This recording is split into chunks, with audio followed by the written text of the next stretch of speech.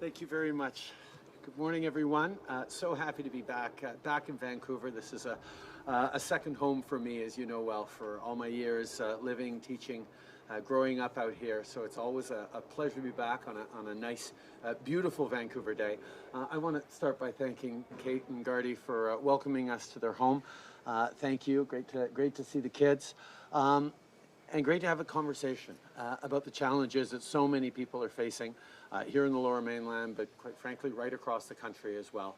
It's a challenge around housing. We know that housing is much more of a preoccupation for many people as they're trying to get into the housing market, as we're seeing prices rise across the country. We're seeing challenges finding that perfect home.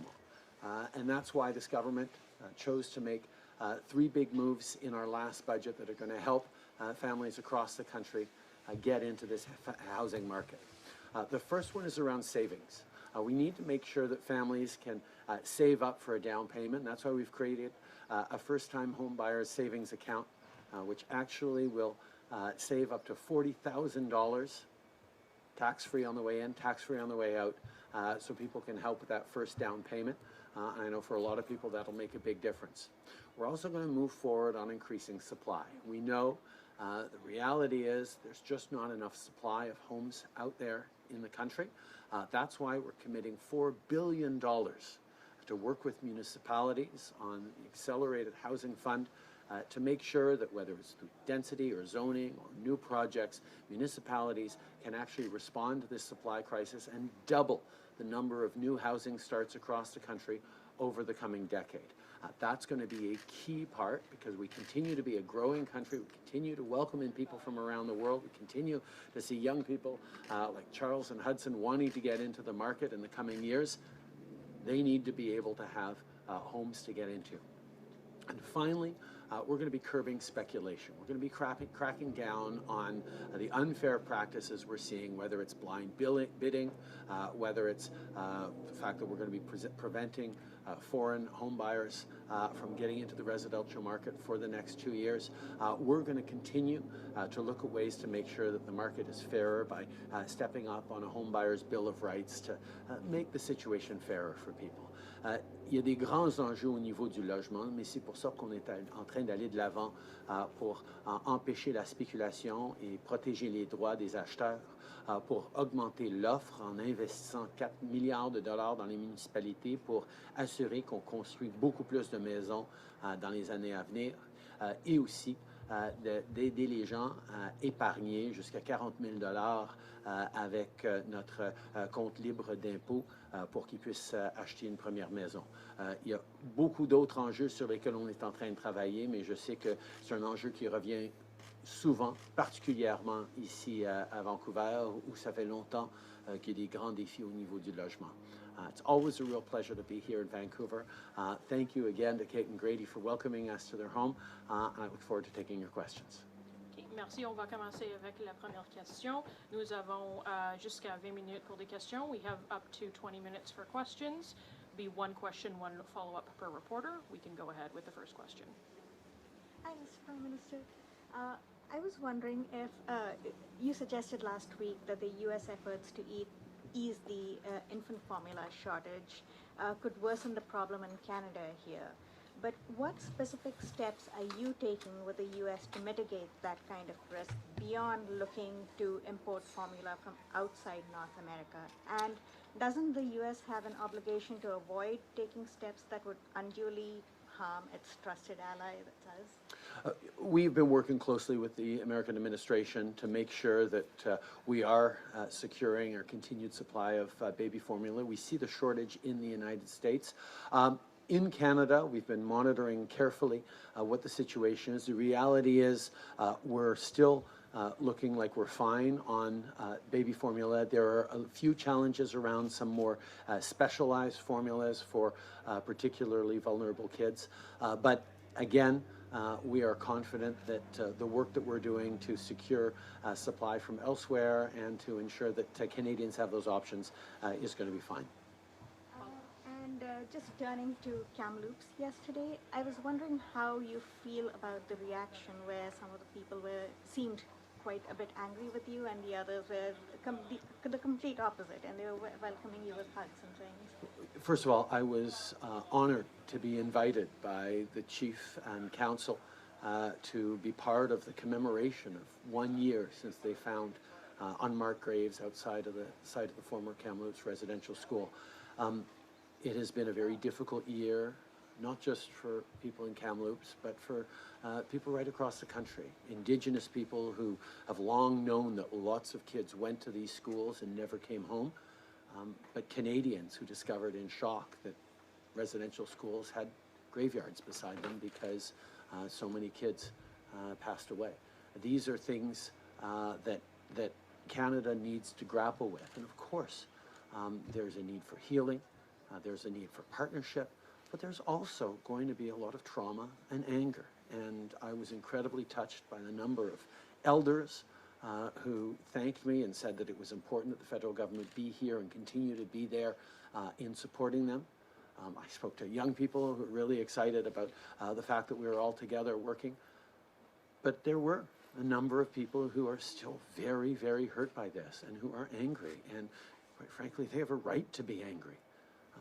Canada was responsible for horrific things happening to Indigenous people, and those injustices continue, not just in the past, but in the present today, with socioeconomic outcomes, challenges, mental health challenges, so many different ways where the legacy of residential schools lives on today and into tomorrow that we need to take action on. So I was grateful to be there, grateful to hear people's perspectives, and grateful to be able to continue to insist and demonstrate that the federal government will be there as a partner on reconciliation for the long term. Your next question. Hi, Prime Minister. So when it comes to the passport application process, why was your government so unprepared when it came to this influx of Canadians trying to renew or get their passport? We're seeing lengthy delays, long lineups. People aren't even able to access the passport office. A major oversight and unpreparedness on the government's part, and someone needs to take responsibility. Actually, as of about December or January, we started the hiring process for new passport officers. We hired on 500 new passport office workers because we knew that with the economy starting to open up, with COVID starting to be in the rearview mirror, or at least getting into a manageable phase, more people would want to travel. So it would be, this is cold comfort for people who are still struggling, but it would be even worse if we had not started the hiring process back at the beginning of the year for 500 new workers across the country. We continue to work very, very carefully with Service Canada, with passport offices, to make sure that people are able to get their passports quickly. We're delivering about 43,000 passports a week. Demand is still higher than that. So we're encouraging people to go on the website for instructions. If you're traveling imminently in a very short order, there is a process, but if you know that you have a little while before you travel, there's another process that you can take on. We're trying to manage this as best we possibly can, but ultimately it is good news that people are starting to travel again. It's great to put this pandemic somewhat behind us, even though we know we continue to have to be vigilant, and we're working to solve the challenges around passports as quickly as we possibly can. But reality is, a lot of people went 2 years not traveling and didn't renew their passports because there was no expectation that they'd be traveling at that time, and there's a bit of a rush now that we're dealing with as best we possibly can. Follow-up? And yes, so there's a new report today out from the University of Ottawa regarding national security. 4 former national security advisors to the Prime Minister, quote, concluding that the traditional approach to national security no longer sustainable, and that Canada is not ready to face this new world of security threats. Now, do you agree with these sentiments, and what ought to be done? There is no question that the world is changing rapidly and getting more dangerous in new ways than ever before. When we look at the prevalence of misinformation, of disinformation, the way social media has been weaponized both by foreign actors and by people within Canada pushing extremist views, trying to foment anger and discord, whether it's extremist ideology and right-wing terrorism on the rise in Canada, or whether it's examples like the illegal protests we saw in the winter. There are a whole new set of challenges that we need to be responding to, and that's why we're working closely with our national security agencies, working closely with organizations like the Canadian Security Establishment around communications to make sure that we are able to respond to these new realities. We need to do it, however, in a way that continues to defend freedom of speech, freedom of expression, freedom to protest, to legally protest, while at the same time we're taking on more tools to keep Canadians safe. Because increasingly we're seeing that things that start online end up having impacts on the real world. Next question. Pouvez-vous répéter en français cette question? Oui, parce que la réalité qu'on doit comprendre, c'est que le monde est en train de changer et il y a des nouvelles menaces à notre société, à notre pays, qu'on ne voyait pas il y a plusieurs années. Avec la mésinformation, la désinformation, l'outil des médias sociaux utilisés de façon de plus en plus agressive et ciblée pour influencer, pour détourner, pour miner une démocratie. Nous devons de rester très vigilants. On voit une montée de racisme, on voit une montée de terrorisme de droite. Nous avons besoin de nouveaux outils. C'est pour ça que nous investissons dans nos institutions de sécurité pour se doter de nouvelles façons de garder les gens en sécurité dans un monde où ce qui se passe sur l'Internet ne reste pas sur l'Internet, a des impacts dans la vraie vie trop souvent néfastes. Mais nous allons toujours, bien sûr, être là pour protéger la liberté d'expression, la libre capacité de manifester paisiblement. C'est des éléments importants que nous devons toujours protéger, tout en assurant qu'on protège aussi le bien-être des Canadiens. Question. Mr. Prime Minister, why was Canada left out of President Biden's Indo-Pacific Economic Framework for Prosperity that launched this week with a dozen countries? Are we not a Pacific nation? Canada is, along with a dozen other partners, a member of the Comprehensive and Progressive Trans-Pacific Partnership, a free trade deal, the biggest free trade arrangement in the Pacific. It has been a source of growth for us in our trading relationships with the Indo-Pacific. It was a trading agreement that actually Obama helped launch, but the U.S. ultimately chose not to be part of. So the fact that the U.S. isn't in the CPTPP means that they're having to look for ways to try and create connections with countries in the Pacific that they don't have a free trade deal with. Fortunately, Canada has the free trade deal with the CPTPP, and we have a free trade deal with the U.S. That was just renewed with the new NAFTA. So it is not something that directly affects us because we already have such access with the CPTPP that we worked very, very hard to sign a number of years ago.